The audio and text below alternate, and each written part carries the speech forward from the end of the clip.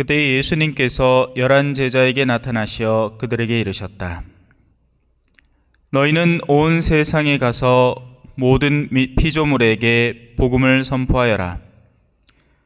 믿고 세례를 받는 이는 구원을 받고 믿지 않는 자는 단죄를 받을 것이다. 믿는 이들에게는 이러한 표징들이 따를 것이다. 곧 내 이름으로 마귀들을 쫓아내고 새로운 언어들을 말하며 손으로 뱀을 집어들고 독을 마셔도 아무런 해도 입지 않으며 또 병자들에게 손을 얹으면 병이 나을 것이다. 주 예수님께서는 제자들에게 말씀하신 다음 승천하시어 하느님 오른쪽에 앉으셨다. 제자들은 떠나가서 곳곳에 복음을 선포하였다. 주님께서는 그들과 함께 일하시면서 표징들이 뒤따르게 하시어 그들이 전하는 말씀을 확증해 주셨다. 주님의 말씀입니다.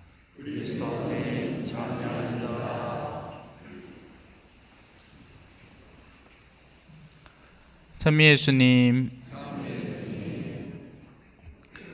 오늘은 주님의 승천을 기념하는 날입니다. 고양이는 자기 머리만 일단 디밀고 나면 그 다음에는 어떻게 해서든지 몸을 빠져나가게 합니다. 그래서 일단 머리만 들어가고 나면 나머지 몸은 빠져나간 것이나 다름없다고 봐도 사실 과언이 아닙니다. 마찬가지로 우리 주님은 하늘에 승천하셨습니다. 그래서 그분을 따르는 이들도 같이 하늘에 오르리라는 것을 충분히 예상할 수 있습니다. 문제는 과연 그분을 믿는다는 것이 어떤 것을 의미하는지, 그냥 교적에만 등록되고 주일에 엉덩이만 어떻게든 성당에 붙이고 있으면 그분을 믿고 따르는 것인지, 아니면 그분을 믿고 따른다는 데에는 보다 색다른 차원이 존재를 하는 것인지에 대해서 신자들 사이에 사실은 혼란이 있습니다. 심지어 이제 고해 성사 안에서도 내가 잘못한 걸 고해를 할 거잖아요, 그죠? 그 잘못이 무엇이냐 하면 그냥 율법의 조각을 깨뜨린 것, 그것이 잘못이라고 생각하는 겁니다. 선을 그어놓고 안에 들어와 있으면 나는 착한 사람이 자동으로 되는 것이고, 선 밖을 넘어가면 나쁜 사람이 자동으로 되는 겁니다. 하지만 늑대도 양을 공격하기 위해서는 안으로 들어올 수 있고, 착한 목자는 잃어버린 어린 양을 구하기 위해서 밖으로 나가기도 해야 됩니다. 실질적인 위치가 중요한 게 아닌 겁니다. 몇십 년 만에 미국 생활을 하다가 한국에 들어온 친구를 만나서 그에게 따뜻한 대응을 하기 위해서 하루 온종일의 시간을 보내다가 보니 어쩔 수 없이 주일이라는 시간 동안 그에게 헌신하기 위해서, 그에게 신앙인의 따스함을 보여주기 위해서 미사를 대송으로 했다. 그게 그렇게나 잘못한 죄일까요? 하지만 반대로 성당이 눈앞에 엎어지면 코앞에 있는데 게을러서 TV 드라마 보다가 한 5분 늦었어. 그럼 그 사람은 미사를 제대로 본 걸까요? 답은 여러분들이 이미 알고 있기 때문에 따로 이것이 정답이다 저것이 정답이다 하지는 않겠습니다. 왜냐하면 또 한국 사람들은 재미난 게, 야, 신부님이 친구들 따라 돌아다니면 미사 안 봐도 된다 했다 뭐 이런 식으로 막 잘못 해석을 해버리니까요. 참 사람 재밌습니다. 뭐라도 하나 빈틈이 조금만 생기면 그걸 막 잡아 열어서 정상화시키려고 합니다. 그렇게 얘기하는 게 아니에요. 주일은 지켜야 됩니다. 주일은 거룩히 보내야 합니다. 하지만 무엇이 거룩함이냐에 대한 서로의 시선이 다르기 때문에 그렇습니다. 자, 과연 믿는다는 것은 무엇인가? 오늘 복음에 약간의 단편들이 소개됩니다. 자, 무엇보다도 먼저 내가 믿음에 종사하고 있다는 가장 확고한 증거는 바로 예수님이 말씀하신 첫 번째 줄에 내가 몸담고 있는가 아닌가 하는 것입니다. 그래서 사실은 이 첫 번째 줄만 배우면 오늘 복음 따로 해설 안 해도 됩니다. 먼저 한번 봅시다. 자, 같이 따라해 볼까요? 너희는 온 세상에 가서 모든 피조물에게 복음을 선포하여라. 한 번만 더 할게요. 너희는 온 세상에 가서 모든 피조물에게 복음을 선포하여라. 심지어 이것도 안 따라하는 분도 계세요. 그래요. 얼마나 마음이 없으면 억지로 성당에 왔으면 함께 예수님의 말씀을 되뇌이자 하는데도 그걸 안 하고 있겠습니까? 그죠? 자, 첫 번째입니다. 온 세상으로 가라는 말은 그 자리에 가만히 앉아있지 말라는 이야기입니다. 현대의 가톨릭 신앙은 앉아있는 걸 너무나 즐기는 신앙이 됐습니다. 누군가가 대신해 주겠지, 누군가가 뭘 해주겠지.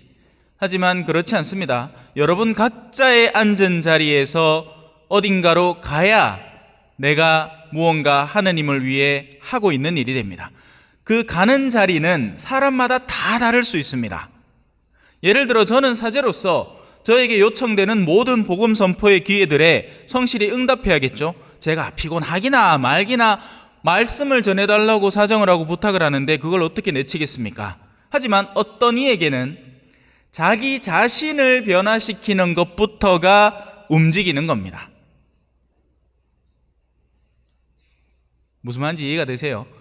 복음 선포의 대상은 굳이 외부에만 존재하지 않고 자신의 내부로부터 시작되는 것이기도 합니다. 예를 들어 볼까요? 어떤 사람은 술이라는 악습에 찌들어 있습니다. 십수년간, 20년간, 30년간 어쩌면 자신의 평생을 두고 술이라는 악습에 젖어 있습니다. 그러다 보니 자신의 일상도 파괴되고 관계도 파괴되고 심지어 종교 활동도 파괴됩니다. 그렇다면 그에게 있어서 가장 첫 번째 움직임이 되어야 마땅한 것은 바로 그 악습을 제대로 끊어내는 것부터 시작을 해야 됩니다. 절제 있는 음주 생활. 하지만 이것이 또 모든 이에게 적용될 이유는 없겠죠. 누군가는 자신의 가족에게 복음을 전하기도 해야 됩니다. 나는 어떻게든 성당에 나와 말씀을 듣는데 내 사랑하는 자녀들, 내가 내 수족이라고 생각하는, 나와 한 몸이라고 생각하는 그 자녀들이 냉담하고 있는 경우가 있습니다. 그렇다면 바로 그들에게 첫 번째로 복음이 선포되어야 됩니다.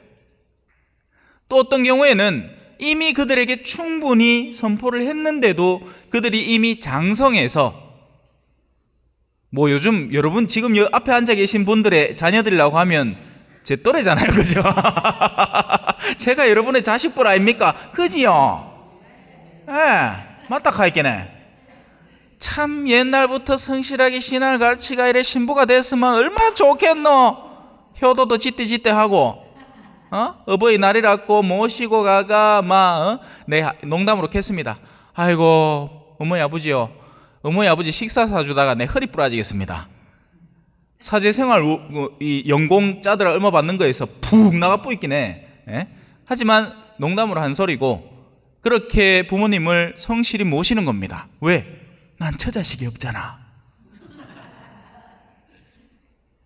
그렇게 옛날부터 신앙을 단도리를 해놨으면 하느님만 바라보고 또 남는 짬나는 시간에 부모님을 바라보면서 성실하고 책임감 있게 효도를 할 텐데, 이제 니네 언제 반독한다 이제, 그죠? 예. 요즘 휴가철만 되면 부모님을 찾아오는 게 아니라, 명절만 되면 부모님을 찾아오는 게 아니라 설캉스, 축캉스를 다녀오죠. 예. 연휴 시간만 되면 바쁩니다. 놀러 댕긴다고. 자, 여튼 그렇습니다. 그런 내부적인 움직임을 잘 단도리를 해 놓았더라면 얼마나 좋았을까. 하지만 우리는 그 점에서 실패한 거죠. 하지만 늦지 않았습니다. 이제부터라도 여러분들의 남은 생을 헌신을 해서 신앙생활이란 이런 것이다 라는 것을 나 자신이 드러내고 있다면 나중에라도 자녀들이 혹은 손주들이라도 다가올 수 있습니다. 그렇다면 여러분은 그냥 공술의 공수거로 생을 마감하는 게 아닙니다. 뭔가 족적을 남기는 거죠.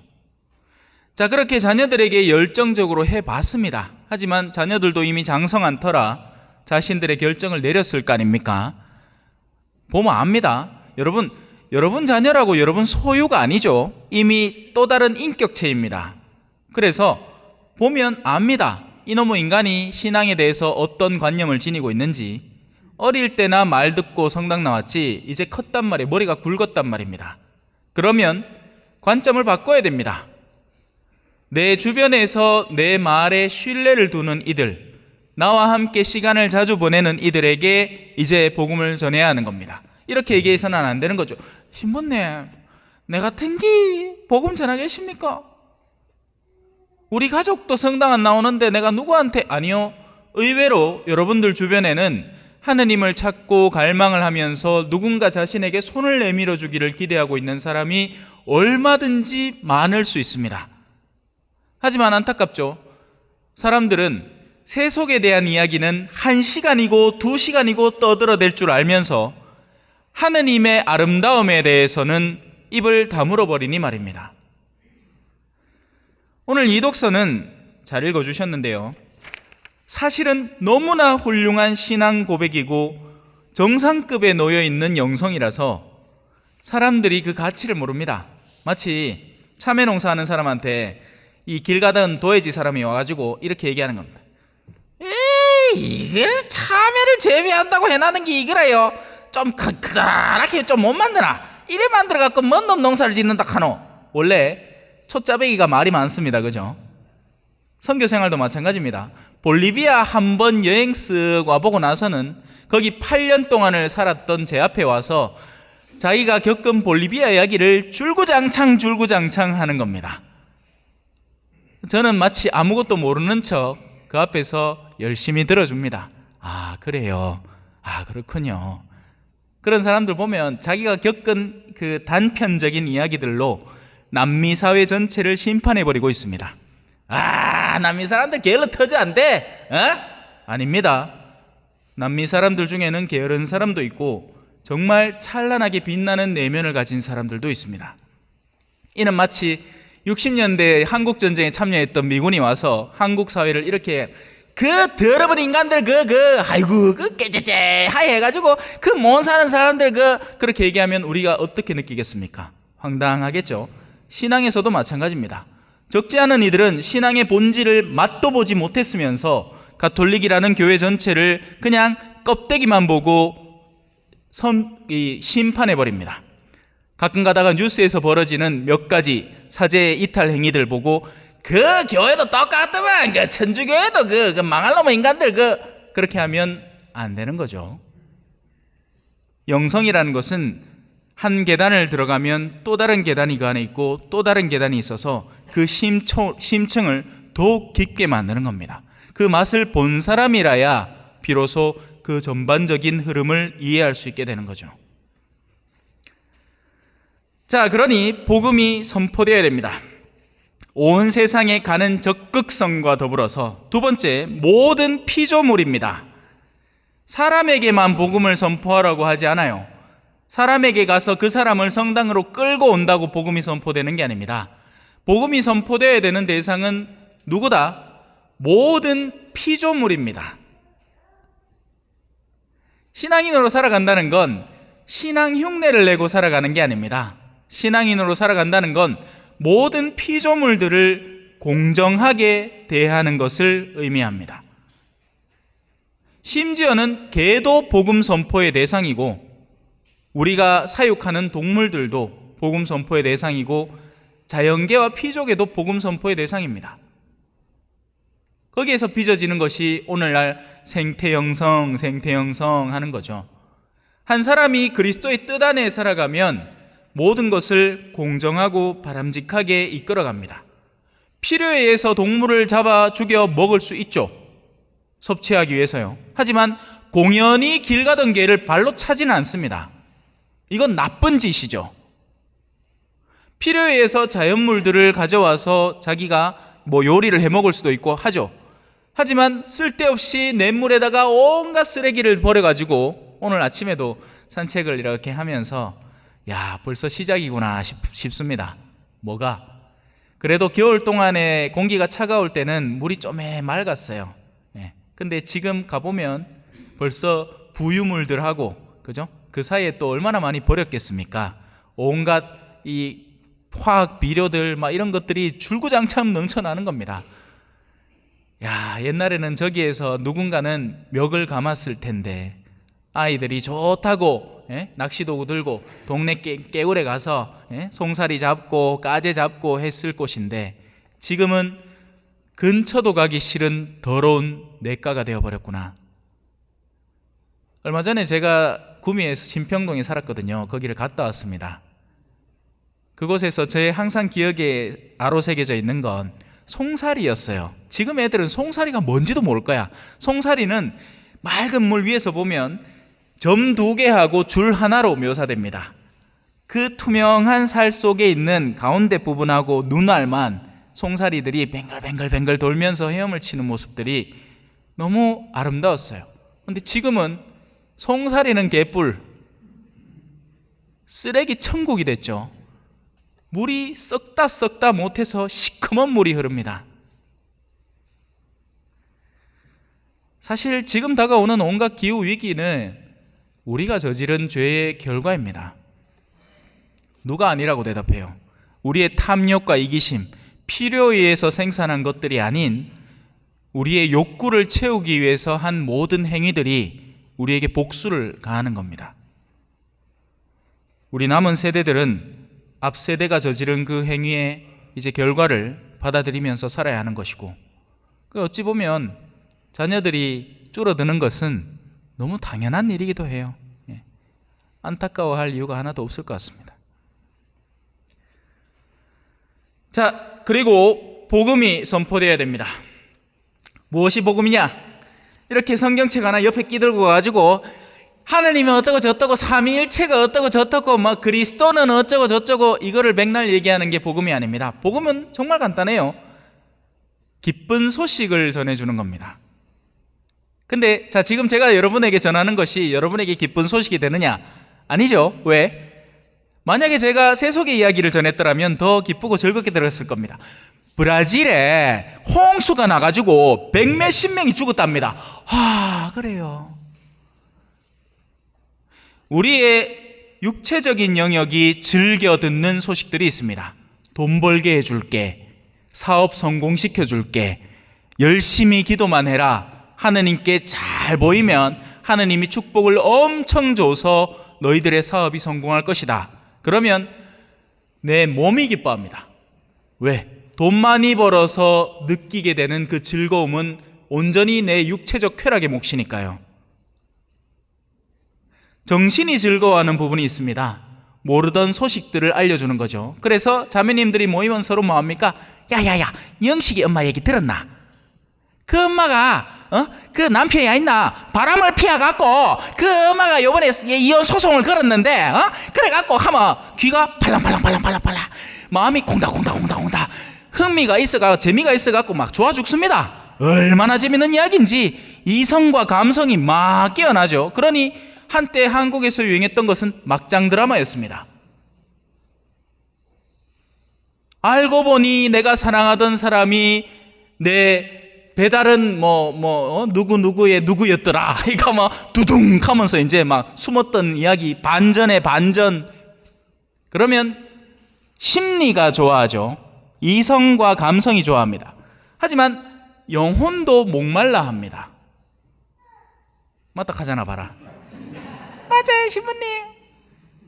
인간의 가장 깊은 내면에 존재하는 영혼은 하느님의 목소리에, 하느님의 복음 선포에 목말라 합니다. 하지만 어쩐답니까? 이 복음의 내용은 몸이 힘들어합니다. 듣기 싫어요. 잠이 옵니다. 다른 이야기는 들으면 눈이 초롱초롱한데 성당마 오마 몇 분 안 지나가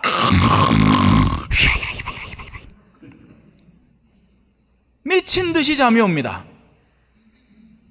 이게 정상적인 상황일까요? 아닙니다. 그의 영혼이 어딘가 어둠에 굉장히 심하게 물들어 있다는 이야기입니다.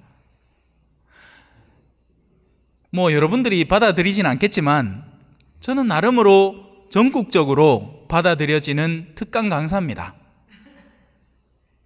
왜냐하면 웬만한 신부님들이 하는 다른 강론에 비해서는 그나마 조금 흥미가 있어서 제가 먹어주는 사람입니다. 헌데 우리 성당은 예외예요. 우리 성당만큼은 예외입니다. 여기는 어디에 뭘 갖다 놓더라도 그냥 똑같을 거예요. 그래서 이번에 주교님한테도 얘기했습니다. 주교님, 우리 초전 성당은요 어르신 신부님이 오셔야 될 것 같습니다. 나이 지긋한 신부님이 오셔서 연배가 맞는 분들하고 같이 사목하면 정말 즐거울 것 같습니다. 저는 이렇게도 찔러보고 저렇게도 찔러보는데 이분들은 가만히 있습니다. 뭔가 새로운 의욕을 발동하지도 못하고 제가 전하는 게 그분들에게는 복음이 아니라 도리어 지리멸렬함이고 견뎌내야 하는 참을성이니까 신부님 강론 짧게 해달라고 사정을 하는 판이니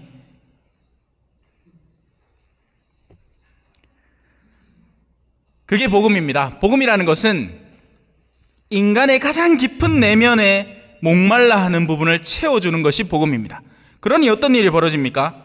사도들은 복음을 전하다가 죽었습니다. 왜? 너무 듣기 싫었거든요.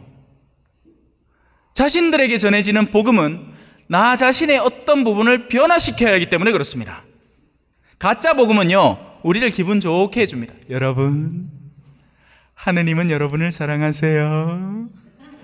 죄를 먹어치지도 하느님 다 용서해 주십니다. 착각하지 마십시오. 오늘 복음에 나옵니다. 믿고 세례를 받는 이는 구원을 받고 믿지 않는 자는 단죄를 받을 것이다. 언제나 성경은 양자를 동등하게 제시합니다. 여러분들이 받을 영광의 자리와 더불어서 그것을 거부하고 부정했을 때 받게 되는 어둠의 결과까지 똑같이 제시합니다. 이것을 올곧게 드러내지 않는 사람이라면 거짓 예언자입니다. 왜? 사람을 그냥 기분 좋게만 해주고 싶거든요. 저는 그러고 싶지는 않아요. 분명히 다가오는 결과인데 야, 시험 안 치마, 시험 제대로 준비 안 하면 낭패를 본다, 이 얘기를 제대로 안 해주고 괜찮다, 쉬고 싶나, 공부하기 싫어, 그래 쉬라 아이고 시험 못 치면 또 선생님이 또 한 번 봐주겠지, 괜찮다, 네 마음이 안 다치는 게 중요한 기다. 그딴 식으로나 얘기하고 있으면 훗날 그들이 어둠에 들게 되었을 때 그 책임을 나눠받게 될 겁니다. 원래 준비한 건 뒷부분이거든요. 사실은 이게 더 할 얘기가 많은데 다음에 또 기회가 있겠죠. 사실 이 이야기는 무슨 얘기냐, 믿는 이들에게 따르는 표징들입니다. 마귀들을 쫓아내고 새로운 언어들을 말하고 손으로 뱀을 집어들고 독을 마셔도 아무런 해도 입지 않으며 병자들에게 손을 얹으면 병이 낫는다는 이 5가지의 상징적인 요소들에 대한 이해는 여러분들이 앞에 배운 것을 바탕으로 유추해 보셨으면 좋겠습니다. 실제 뱀 잡으라는 소리가 아니죠. 인간사에 깃들어 있는 뱀 같은 존재를 말하는 겁니다. 독을 마시라는 얘기가 아니죠. 사람들의 내면 속에 진짜 독소로 작용하는 것은 그들 안에 있는 탐욕과 이기심과 증오와 원한과 같은 것입니다. 그런 영역 속에 믿는 이들이 들어가더라도 그 어떤 영향도 못 받는 겁니다. 하나님은 그의 내면을 보호해 주시니까요.